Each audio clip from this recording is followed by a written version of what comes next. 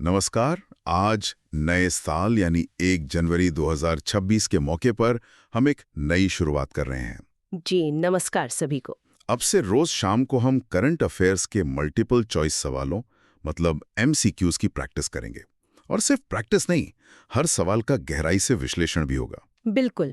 आज हमारे पास रक्षा, पर्यावरण, सरकारी नीतियां और अंतर्राष्ट्रीय घटनाओं से जुड़े करीब 10 सवाल हैं।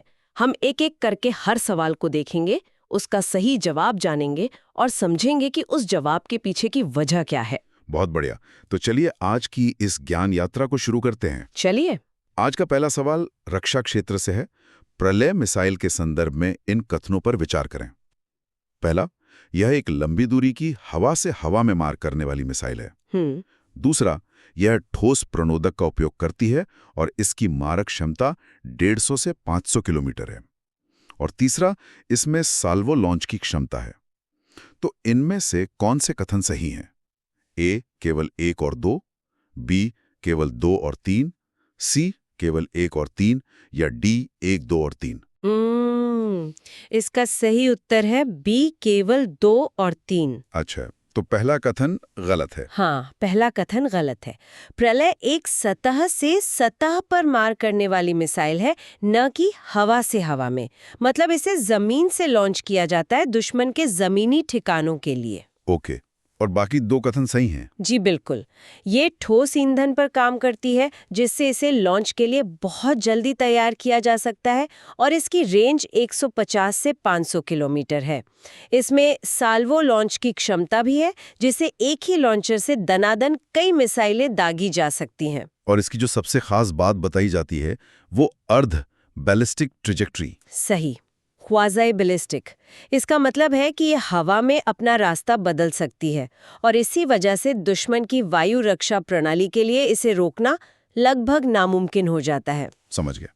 चलिए अब अगले सवाल पर आते हैं। ये एक सरकारी योजना से जुड़ा है।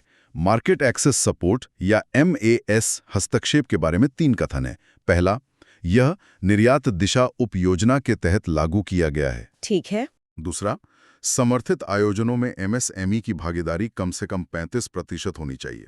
और तीसरा, ये केवल 100 करोड़ रुपए से अधिक टर्नओवर वाले निर्यातकों को हवाई किराए में सहायता देता है। सही विकल्प क्या है? इसमें सही जवाब है बी, केवल 1 और 2। मतलब तीसरा कथन गलत है। हाँ, तीसरा कथन पूरी तरह गलत है। बल्कि बात यह है कि ये योजना छोटे निर्यातकों को बढ़ावा देने के लिए है। अच्छा। जी, इसके तहत उन निर्यातकों को हवाई किराए में सहायता मिलती है जिनका टर्नओवर 75 लाख रुपए तक है, न कि 100 करोड़ से ज्यादा। तो ये ठीक उल्टा है। तो ये छोटे उद्योगों को वैश्विक बाजार तक पहुंचने में मदद करने के लिए है? बिल्कुल। और इसीलिए इसमें MSME की न्यूनतम 35% भागीदारी अनिवार्य है। चलिए अब भूगोल का एक दिलचस्प सवाल। हाल ही में चर्चा में रहा बॉम्ब चक्रवात यानी बॉम्ब साइक्लोन, इसे मुख्य रूप से किस घटना से पहचाना जाता है? बहुत ही दिलचस्प विषय है ये। ऑप्शन है ए, समुद्र के तापमान में अचानक 10 डिग्री सेल्सियस की वृद्धि। बी, 24 घंटों के भीतर केंद्रीय वायुदाब में कम से कम 24 मिलीबार की गिरावट। सी, केवल उष्णकटिबंधीय क्षेत्रों में इसका निर्माण। या डी, हवा की गति का 300 किलोमीटर प्रति घंटा से अधिक होना। इसकी पहचान है ऑप्शन बी से।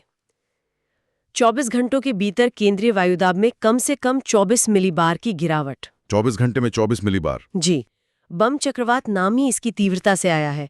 जब किसी तूफान के केंद्र का वायुमंडलीय दबाव इतनी तेजी से गिरता है तो इस प्रक्रिया को कहते हैं विस्फोटक साइक्लोजेनेसिस। विस्फोटक साइक्लोजेनेसिस? हाँ, ऐसा तब होता है जब ठंडी ध्रुवीय हवा गर्म और नमी वाली हवा से टकराती है और नतीजा होता है बर्फीले तूफान, तेज हवाएं और भारी बारिश, जैसा हाल ही में अमेरिका में देखा गया। सही।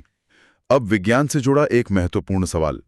हाल ही में प्रतिबंधित दवा निमेसोलाइड के बारे में इन कथनों पर विचार करें। पहला, यह एक non steroidal anti inflammatory drug NSAID। जी। दूसरा, इसे औषधि और प्रसाधन सामग्री अधिनियम 1940 की धारा 26A के तहत प्रतिबंधित किया गया है। और तीसरा, इसके प्रतिबंध का मुख्य कारण इसका गुर्दे पर पड़ने वाला प्रभाव है। इनमें से कौन से कथन सही हैं? इसका सही उत्तर है ए, केवल 1 और 2। तो इसका मतलब तीसरा कथन फिर से गलत है। इसका असर गुर्दे पर नहीं होता। असर तो होता है, लेकिन वो मुख्य कारण नहीं है। निमेसुलाइट पर प्रतिबंध का जो मुख्य कारण है वो है हेपेटोटॉक्सिसिटी, हेपेटोटॉक्सिसिटी? यानी जिगर मतलब लिवर को होने वाला गंभीर खतरा, गुर्दे को नहीं। ये एक NSAID दवा तो है, दर्द और बुखार में इस्तेमाल होती थी, लेकिन लिवर के लिए इसके खतरे को देखते हुए सरकार ने इसके 100 mg से ज्यादा के ओरल डोज पर ड्रग्स एंड कॉस्मेटिक्स एक्ट की धारा 26A के तहत प्रतिबंध लगाया है। अच्छा, तो मुख्य वजह लिवर डैमेज है। जी बिल्कुल। चलिए, अब अंतर्राष्ट्रीय मैपिंग पर एक सवाल लेते हैं। बाल्टिक सागर के संदर्भ में निम्नलिखित में से कौन सा कथन सही नहीं है? ध्यान दीजिएगा, जो सही नहीं है वो बताना है। हाँ, तो ऑप्शंस हैं। ए, ये दुनिया में खारे पानी का सबसे बड़ा विस्तार है। बी, ये 9 देशों से घिरा हुआ है, जिनमें से 8 नाटो के सदस्य हैं। सी, इसकी सीमा नॉर्वे और यूनाइटेड किंगडम से लगती है। डी, कम लवणता और उथले तल के कारण इसके पानी के नीचे के केबल्स असुरक्षित हैं। जो कथन सही नहीं है वो है सी। इसकी सीमा नॉर्वे और यूके से नहीं लगती। नहीं लगती। बाल्टिक सागर की सीमा नॉर्वे और यूके से नहीं लगती है। ये डेनमार्क, स्वीडन, फिनलैंड, रूस, एस्टोनिया, लातविया, लिथुआनिया, पोलैंड और जर्मनी से घिरा है। अच्छा, और बाकी सभी कथन सही हैं? हाँ, बाकी सब सही है। ये दुनिया का सबसे बड़ा खारे पानी का क्षेत्र है और रूस को छोड़कर इसके किनारे बसे बाकी सभी 8 देश अब नाटो के सदस्य हैं, जो इसे रणनीतिक रूप से बहुत बहुत महत्वपूर्ण बनाता है। ठीक है, अब पर्यावरण से जुड़ा एक अनोखा सवाल। अमेज़न की स्टिंगलेस मधुमक्खियों के संदर्भ में किस देश ने हाल ही में उन्हें कानूनी अधिकार प्रदान किए हैं? ए, ब्राजील, बी, पेरू, सी, कोलंबिया या डी, इक्वाडोर? ये वाकई एक ऐतिहासिक फैसला है और इसका सही जवाब है बी, पेरू। पेरू, मतलब कीड़ों को कानूनी अधिकार? ये कैसे काम करता है? हाँ, ये सुनने में अजीब लगता है। पेरू की नगर पालिकाओं ने एक अध्यादेश पारित किया है जिससे अमेज़न की बिना डंक वाली मधुमक्खियों को कानूनी अधिकार मिल गए हैं, जैसे कि अस्तित्व में रहने और फलने फूलने का अधिकार। कमाल है। जी, ये दुनिया में पहली बार हुआ है कि किसी कीड़े को कानूनी अधिकार दिए गए हों। ये मधुमक्खियां अमेज़न के 80% से ज्यादा पेड़ पौधों के परागण के लिए जिम्मेदार है। तो आप समझ सकते हैं कि ये वहां के इकोसिस्टम के लिए कितनी जरूरी हैं। बिल्कुल। अब एक गंभीर मुद्दे पर आते हैं। भारत में किसान आत्महत्या पर NCRB के आंकड़ों के अनुसार इन कथनों पर विचार करें। पहला, आत्महत्या के मामले मुख्य रूप से उत्तरी भारत में हैं। दूसरा, 2015-2019 के दौरान आत्महत्याओं की संख्या में गिरावट आई थी। और तीसरा, वर्ष 2023 में पिछले वर्ष की तुलना में लगभग 75% की वृद्धि देखी गई। तो इनमें से कौन सा कथन सही है? इसका सही उत्तर है सी, केवल 2 और 3। तो पहला कथन कि ये मामले उत्तरी भारत में है वो गलत है। जी, वो पूरी तरह गलत है। असल में किसान आत्महत्या के लगभग 72.5% मामले दक्षिणी और पश्चिमी भारत में केंद्रित है, खासकर महाराष्ट्र और कर्नाटक जैसे राज्यों में। अच्छा, और बाकी दोनों कथन सही हैं? हाँ, 2015 से 2019 के बीच मनरेगा और ऋण माफी जैसी योजनाओं के कारण मामलों में कमी आई थी, ये सच है। लेकिन 2023 में 2022 की तुलना में लगभग 75% की भारी वृद्धि दर्ज की गई।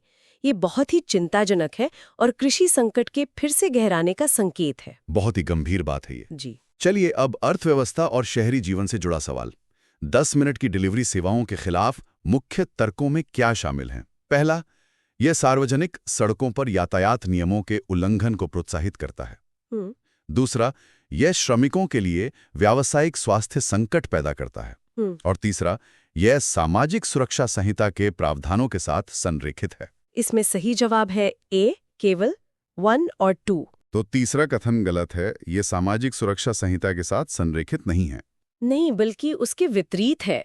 ये मॉडल सुरक्षा जोखिमों को कंपनी की जिम्मेदारी के बजाय राइडर की व्यक्तिगत पसंद बना देता है, जो संहिता के खिलाफ है। और पहले 2 तर्क? वो बिल्कुल सही हैं।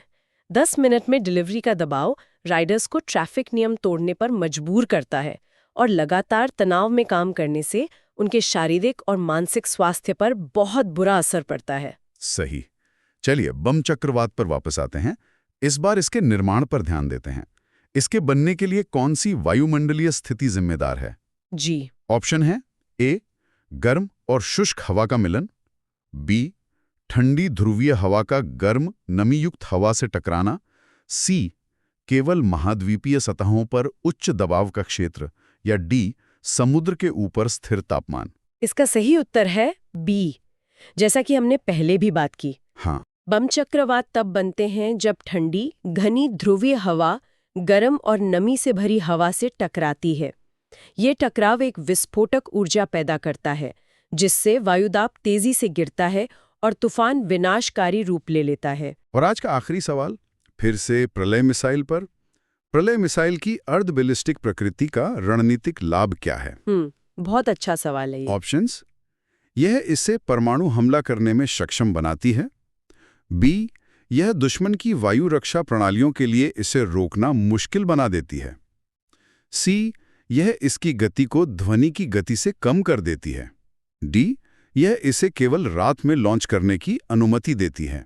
इसका सबसे बड़ा रणनीतिक लाभ है बी। तो ये दुश्मन के लिए इसे रोकना मुश्किल बना देती है। जी। प्रलय एक पारंपरिक मिसाइल है, परमाणु नहीं। इसकी अर्ध बैलिस्टिक प्रकृति का मतलब है कि ये उड़ान के दौरान अपना रास्ता बदल सकती है। ये क्षमता दुश्मन के एयर डिफेंस रडार और इंटरसेप्टर मिसाइलों को धोखा दे देती है। इससे इसे रोकना बेहद मुश्किल हो जाता है। तो ये थे आज के 10 सवाल। इसमें हमने रक्षा, विज्ञान, पर्यावरण और सामाजिक मुद्दों जैसे कई अहम विषयों को छुआ। प्रलय मिसाइल की ताकत से लेकर अमेज़न की मधुमक्खियों के अधिकारों तक आज की चर्चा काफी ज्ञानवर्धक रही। बिल्कुल। और आज की चर्चा से एक सवाल ये भी उभरता है कि तेजी से बदलती तकनीक और अर्थव्यवस्था में, चाहे वो मिसाइल हो या 10 मिनट की डिलीवरी, हम विकास और मानवीय सुरक्षा के बीच सही संतुलन कैसे बना सकते हैं? ये एक विचारणीय प्रश्न है। आज का ये वीडियो कैसा लगा कमेंट करके जरूर बताइए, और कोई सुझाव है तो उसे भी बताएं। हम कल शाम फिर मिलेंगे नए सवालों के साथ। धन्यवाद। धन्यवाद। नमस्कार।